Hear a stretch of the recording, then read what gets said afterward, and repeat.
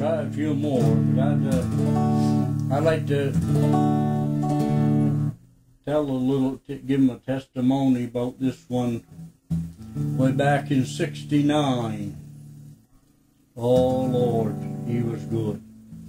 I went to work, that's shortly after I got saved, and the devil began to beat at a fella. He knows.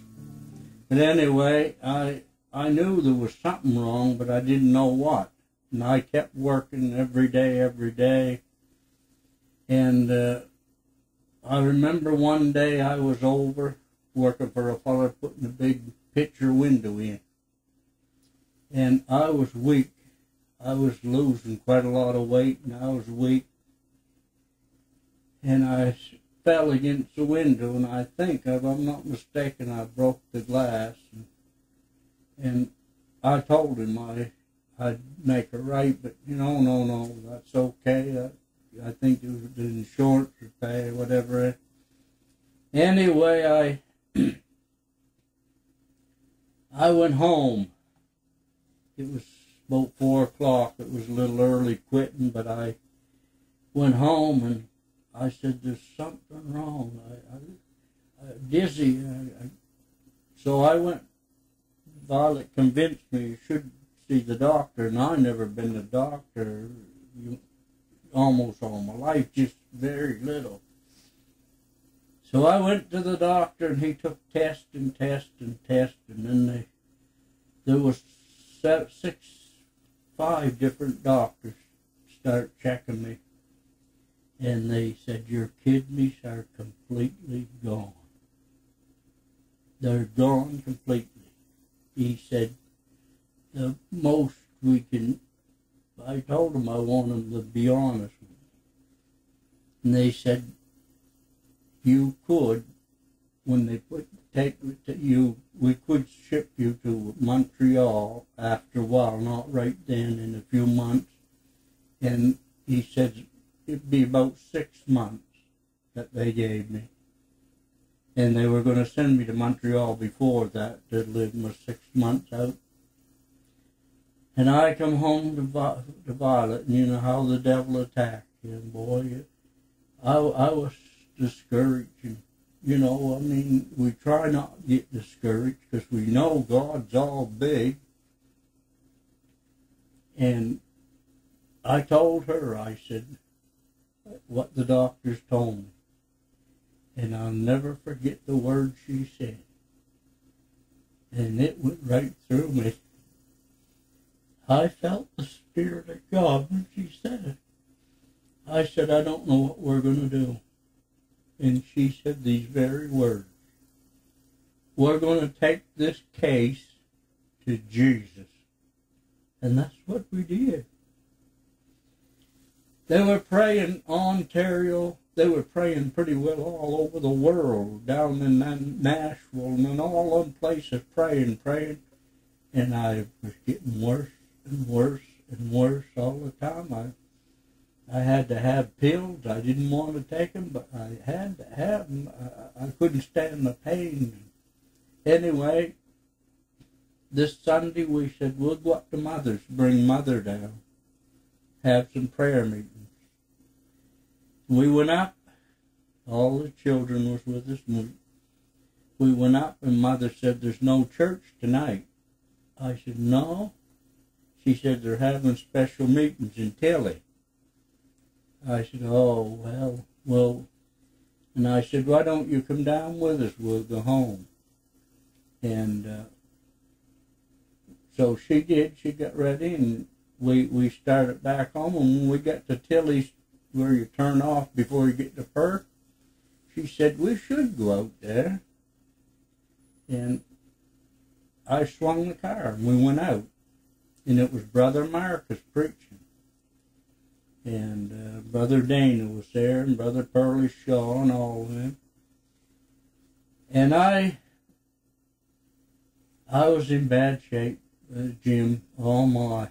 Well, if you ever had to go to the washroom and you couldn't do your water, and all at once you did, and there was skin and blood and flakes. It was awful. I'd pass out. But anyway, the service got over, and I was sitting with Mother and Violet and the kids there, and Mother said, "Why don't you go get prayed for?" I said, "They're praying everywhere, Mother, and I can't seem to be healed. Maybe God don't want me healed." And Dana was walking by, and I grabbed his hand, and I said, "Would you fellas pray for me?" He said, "We'd love to." And I went up, and he told Brother Marcus what was going on, and Brother Marcus, he just got done preaching, and he put both hands around me. He was all sweaty. You could feel the Holy Ghost when he wrapped his arms around me.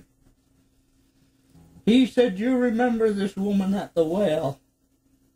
I'm going to give you water that you don't know of." Mister, he began to pray for me, and I was going back, laying out, and there was some that caught me. And after it was all over, I left there, and I felt good. I knew I was healed. I knew I was. I went out in the car and started the car, and then I had to use the bathroom. And that's when I had the fight with the devil. All the way in, I said, he mentioned it. "You ain't healed." I said, "Don't you remember that whipping post Jesus got beat? When that blood ran down?" I said, "I'm healed by the blood of the Lamb." And I went in there, Jim, and I made my water normal. And from that day to this day, it's been normal. God's been good to me. He's been good to us all. Many things, little things, I'm losing my memory quite a bit, and I can't remember certain wrenches or something, and I'll ask him, and he'll show me right where they are, what to find, and to fix something I can't remember how I used to. And he'll tell me, "Do it this way," and I always follow his way, because my way don't seem to be working. And it works when he does.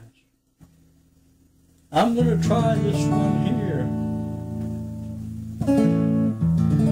And that's when Jesus, and I never mentioned this, I don't think, to maybe the kids remember, but that's when I was working. I still was working with the shape I was in, and I went into this garage. They all was gone for dinner, and Jim, so help me, when I bowed my head and said the blessings are gone, there was the greatest roar that went through that building. It shook. That whole building shook. The wrenches was all rattling on the benches. You could hear them rattling, and they were swinging.